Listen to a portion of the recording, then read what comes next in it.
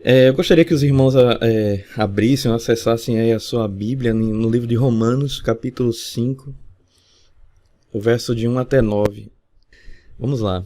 Romanos 5, verso de 1 a 9. Diz assim a palavra do Senhor. Tendo sido, pois, justificados pela fé, temos paz com Deus por nosso Senhor Jesus Cristo, por meio de quem obtivemos acesso pela fé a esta graça na qual agora estamos firmes e nos gloriamos na esperança da glória de Deus. Não só isso, mas também nos gloriamos nas tribulações, porque sabemos que a tribulação produz perseverança. A perseverança é um caráter aprovado, e o caráter aprovado esperança, e a esperança não nos decepciona, porque Deus derramou seu amor em nossos corações por meio do Espírito Santo que Ele nos concedeu.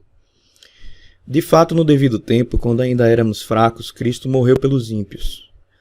Dificilmente haverá alguém que morra por um justo. Pelo homem bom, talvez alguém tenha coragem de morrer, mas Deus demonstra seu amor por nós, que Cristo morreu em nosso favor quando ainda éramos pecadores. Como agora fomos justificados por seu sangue, muito mais ainda seremos salvos da ira de Deus por meio dele. Vamos orar. Senhor nosso Deus, obrigado, Pai, pela oportunidade que tenho de trazer a palavra para alguns irmãos aqui que estão conectados e outros que vão assistir depois.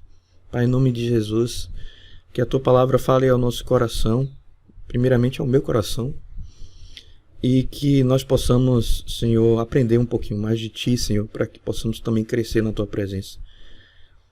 Em nome de Jesus. Amém. A palavra-chave que eu gostaria de separar desse texto é perseverança, né? A perseverança é uma qualidade que daquele homem, da pessoa que persiste, né? Lógico, óbvio, né? Que tem a constância nas suas ações e não desiste diante das dificuldades. Perseverar é conquistar seus objetivos devido ao fato de manter-se firme e fiel às suas ideias e propósitos. Aí eu queria separar aqui: a tribulação produz perseverança, e a perseverança um caráter aprovado, e o caráter aprovado a esperança, e a esperança, que é Jesus, não nos decepciona, né? Porque Deus derramou seu amor em nossos corações por meio do Espírito Santo que Ele nos concedeu. Então vamos falar sobre perseverança e outras coisas que derivam da perseverança também, como por exemplo a resiliência, né? Mas o que é resiliência, né? É semelhante à perseverança. É uma palavra muito utilizada hoje em dia, resiliência. Retirar essa palavra da física, né? Quando um corpo qualquer, por exemplo, que coisa boa, apareceu uma réguazinha aqui da minha filha, que ela é flexível, né? Ela não quebra, ela é flexível. Você faz isso, né? Quando a gente aperta, a gente faz uma força, ela vai aos poucos retornando à sua forma original. Então ela volta, com o tempo ela volta a ficar retinha, né? Aqui eu amassei e ela está meio torta, certo? Isso é resiliência. Resiliência na física é o ato de você pegar um corpo, algum material, e esse material ser capaz de voltar à sua forma original. Aplicando para a nossa realidade humana, aí eu tirei aqui de um blog que não é cristão, mas que abre a nossa mente também para isso, o significado da resiliência. A palavra resiliência vem do latim resilire, que significa voltar atrás. Em se tratando de comportamento humano, resiliência está ligada à capacidade, bem como à habilidade de que cada pessoa tem de lidar e superar as adversidades, de transformar experiências não tão boas em aprendizados e oportunidades de mudança, e de dar a volta por cima e de seguir em frente. Uma pessoa resiliente é capaz de enfrentar crises, problemas, traumas, perdas, graves adversidades, que é isso que a gente tem vivido, né? Graves adversidades, transformações, a gente tem vivido transformações na sociedade, desafios e muito mais, elaborando as situações e recuperando-se diante delas. A pessoa resiliente, além de suportar a pressão, ainda aprende com as suas dificuldades e desafios e usa da sua flexibilidade, né, para se adaptar e sua criatividade para encontrar soluções alternativas. Aí, continuando nesse mesmo texto, eu vou ler para vocês, diz assim: as tribulações não são coisas fáceis de se passar, mas elas servem de um professor para nos ensinar e nos provar. Estudiosos no assunto afirmam que precisamos dessa desordem, desse caos, para sobrevivermos e crescermos. O benefício vindo da experiência do estresse torna o ser humano melhor que antes. Além disso, pessoas que são resilientes tendem a levar uma vida mais significativa e desenvolver relações mais harmoniosas com aqueles que estão ao seu redor, pois são indivíduos que possuem uma visão mais otimista da vida. Olha aí, ó. Existem benefícios, né, diante da tribulação, diante da desordem, do caos, dos problemas, né, que vivemos no nosso dia a dia também, sem citar essa questão do coronavírus, mas diariamente o dia a dia nosso, né? Ok. Aí eu volto para o texto de Romanos 5, que diz assim: não só isso, mas também nos gloriamos nas tribulações, porque sabemos que a tribulação produz perseverança. Olha aí, né? Então, um texto aí do mundo, né, confirmando o texto bíblico. Nestes tempos de pandemia, isolamento, medo, morte de pessoas, né, os cristãos têm sido desafiados a perseverar, né, a ter paciência. É um momento onde a nossa fé tem sido provada e desafiada, né? Essa fragilidade que a humanidade está vivendo, né? Essa fragilidade está ensinando a humanidade, educando a humanidade para saber que um bichinho que é menor do que uma célula, que com um microscópio é difícil até você enxergar ele, e nem bicho na verdade é uma outra coisa, mas não é um ser vivo, e pode matar tantas pessoas, né? E tirar pessoas queridas nossas, né, do nosso convívio.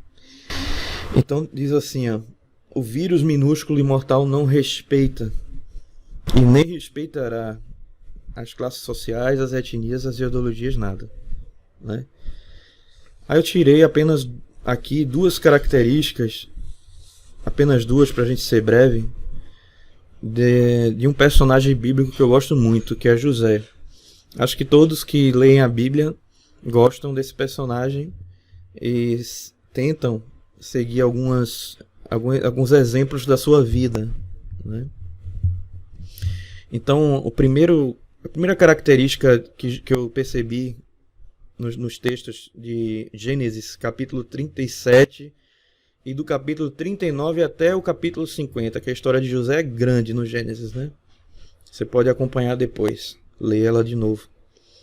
José, ele tinha resiliência. Ele era perseverante e tinha resiliência.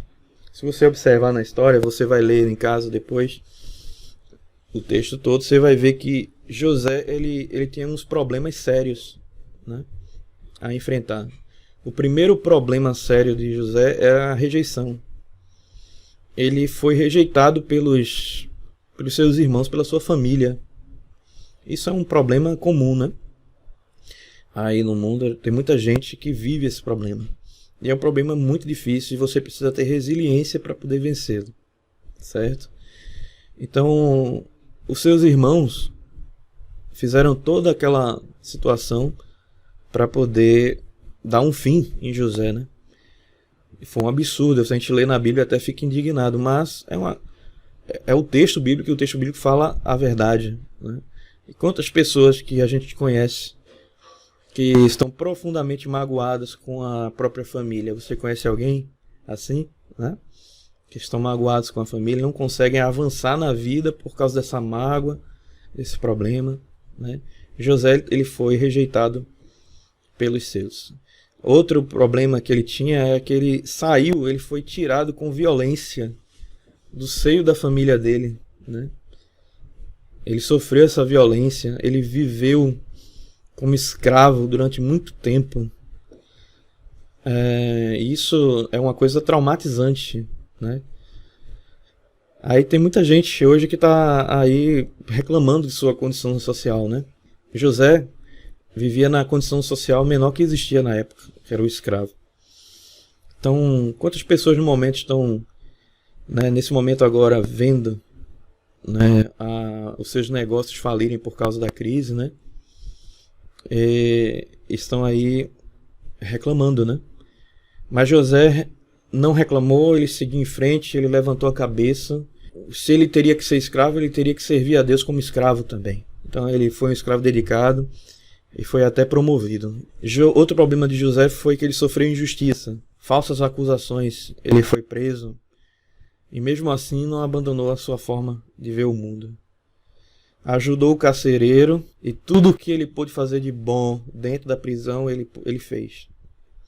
José não ficou reclamando nem murmurando das injustiças cometidas contra ele. Nem vimos em nenhum lugar na Bíblia José articular vingança nem retaliação contra as pessoas que fizeram mal a ele. E a gente fica pensando, eu fiquei pensando, se eu estivesse no lugar de José, o que é que eu faria? O que você faria? Então José era uma pessoa resiliente porque ele pegou todas as situações difíceis da vida dele e transformou em oportunidades para poder crescer e servir a Deus. Outra característica de José, bem marcante, é que José era um adorador. A narrativa da história da vida de José não revela pra gente quando foi que ele começou a ter esse relacionamento com Deus. Mas como o seu pai, Jacó, tinha um relacionamento com Deus, então provavelmente ele deve ter observado o relacionamento que Jacó tinha com Deus, e a partir desse momento ele passou a respeitar e a adorar a Deus da forma que convém. Então acho que desde criança José já era um adorador, era temente a Deus, né? José se manteve firme em todas as situações que sofreu, não porque era um homem diferente da gente. José era um homem como eu e você, uma pessoa como eu e você. Então ele sofria as mesmas coisas que nós sofremos, as mesmas paixões que nós temos, ele também tinha. Então, mas ele se manteve firme, né, em todas as situações que ele sofreu, porque ele era um adorador. Por que José era resiliente? Porque era persistente. Porque era perseverante. Porque ele era um adorador. Então, o adorador é aquele que coloca Deus à frente de tudo. Adorar não é somente cantar. Não é somente louvar. Adorar a Deus é buscar a face dele, ser dependente dele, certo? Então eu separei algumas características de um adorador também. Um adorador, ele confia e descansa em Deus. O adorador sabe que Deus é soberano e que todos os problemas que vivemos nesse mundo nos ajudam a estar mais perto de Deus. O adorador sabe aquela palavra de Jesus dizendo assim: no mundo tereis aflições, mas tende bom ânimo, porque eu venci o mundo. Essa palavra de Jesus é para nos ensinar a sermos adoradores leais, fiéis a Ele. Porque nós iríamos passar por tribulações e deveríamos adorar a Deus no meio dessas tribulações. Então saber que Deus é soberano e que todos os problemas que vivemos nesse mundo nos ajudam a estar mais perto de Deus. O adorador, ele descansa na soberania de Deus, sabendo que Deus está no controle de todas as coisas. Outra característica do adorador é que ele reflete Cristo em suas palavras, em suas ações, né? A Bíblia nos mostra que o Senhor estava com José o tempo todo. Você lê na narrativa de José, você vai ver. O Senhor estava com José. Potifar percebeu que o Senhor era com ele. E isso é uma característica do adorador. As pessoas vão ver Cristo em você. Então a Bíblia mostra que o Senhor estava com José e as pessoas que conviviam com ele reconheciam isso. Devemos também ser reconhecidos como adoradores, pessoas que fazem a vontade de Deus. José agia nas coisas simples do dia a dia, como se estivesse servindo ao próprio Deus. Este conselho está no Novo Testamento também. Em 1 Coríntios 10, verso 31, diz assim: portanto, quer vocês comam, quer bebam, quer façam qualquer outra coisa, façam para a glória de Deus. José fazia tudo para a glória de Deus. É por isso que a história de José é uma história tão linear e tão firme. José é um homem muito honesto, como disse meu sogro ontem, conversando com ele. José era uma pessoa honesta. José agiu em todas as circunstâncias adversas da sua vida como um adorador que teme a Deus e tem prazer em servi-lo. Ele fazia tudo para a glória de Deus. José era perseverante, era resiliente, porque era um adorador. Amém? Você também deve se inspirar na história de José para seguir em frente diante de tantos problemas, né? Aí eu separei aqui para nossa realidade. A gente já está terminando, eu vou tentar terminar com 30 minutos. Algumas dificuldades que a gente tem vivido agora, nesse momento de pandemia, tá? Porque nós temos as nossas dificuldades, né?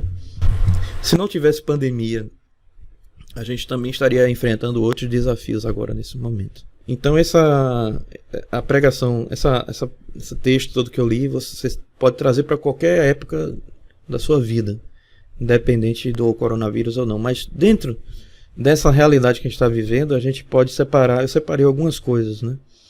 Eu separei 3 características, 3 coisas, 3 problemas que a gente tem vivido. A gente precisa ter resiliência e perseverança. O primeiro problema, não tão menos perigoso do que o outro, é a dificuldade financeira que o mundo está vivendo, né? Os problemas de crise econômica. É claro que isso não afeta todos. Alguns setores da economia estão prosperando, né? Outros estão, infelizmente, caindo, né? Principalmente os pequenos negócios. Então, esse problema da dificuldade financeira, da crise, da recessão, que estão prevendo aí, porque estão dizendo que a recessão do coronavírus pode ser pior do que a recessão que os Estados Unidos viveu um tempo atrás. José, trazendo da vida de José para cá, ele buscou soluções para lidar com a vergonha da escravidão. E a melhor solução que ele achou foi se desfazer do orgulho, porque ele podia ter dito assim: não, eu sou um cara que sou filho de Jacó, eu tenho uma família, meu pai tinha terras, tinha gado, e eu tô aqui vivendo como escravo, eu quero morrer, eu não vou fazer nada, que me matem, que me prendam. Não. José, ele se desfez do orgulho, ele se alegrou em Deus e fez o trabalho dele de escravo bem feito. Ele seguiu em frente. Então, o que é que a gente pode tirar de lição? Em vez de a gente focar no problema, a gente deve focar na solução. Porque focar no problema não resolve nada. A gente deve buscar a Deus, adore a Deus no meio desse problema. Se você está vivendo um problema semelhante, adore a Deus e faça algo dentro da vontade de Deus para mudar essa realidade que você está vivendo. Então, busque soluções. José pensou em soluções, foi promovido, virou governador da casa de Potifar, né? Quando era escravo. Quando foi preso, ele cuidava dos presos, ele ajudava o carcereiro. Quando ele foi elevado a governador, ele ajudava o faraó, ele fazia tudo que era possível para ajudar o faraó e também prosperar o reino do Egito. Outra coisa é o medo do coronavírus, né? Acho que Robson falou sobre medo na semana passada, eu vou só acrescentar. José passou por riscos na vida dele, e poderiam ser de morte, se ele não encarasse as coisas como Deus encara, com o olhar de Deus. Se ele tivesse medo, se ele fosse desesperado, talvez ele tivesse morrido antes do tempo e a história dele fosse bem abreviada e não tivesse tantos capítulos na Bíblia a respeito dele. Então o coronavírus é um problema mundial, ele atinge crente e não crente, sabemos disso. Então é bem democrático o vírus, né? Siga as orientações das pessoas que entendem o que está acontecendo. A medicina está investigando, ainda é tudo muito novo, não sabe muita coisa sobre isso. né? Então esse é o grande problema que a medicina está vivendo aí, né? E como toda doença contagiosa, existem algumas coisas que você pode fazer para diminuir o contágio, tanto para contagiar outras pessoas como ser contagiado, né? Então siga essas instruções e faça a coisa certa. Acho que fazer a coisa certa é fazer a vontade de Deus. Se algumas pessoas estão dizendo que é necessário fazer essas coisas, então é melhor que você faça. José fez a coisa certa. Faça a coisa certa também. E o medo da morte. Nesses dias de isolamento, algo que a gente nunca viveu antes, né? A gente nunca viveu essa coisa de ficar preso em casa o tempo todo. Diante das notícias que a gente assiste no jornal, notícias terríveis, né? Mortes. Todo dia uma quantidade enorme de pessoas mortas. E isso costuma bater no nosso coração, né? Então a morte parece que está do lado de fora. Né? Como tem aquele meme, né? Da velhinha que sai, a morte está no portão. Né? E ela corre para dentro de casa. Parece que é mais ou menos aquilo ali. Aquela situação.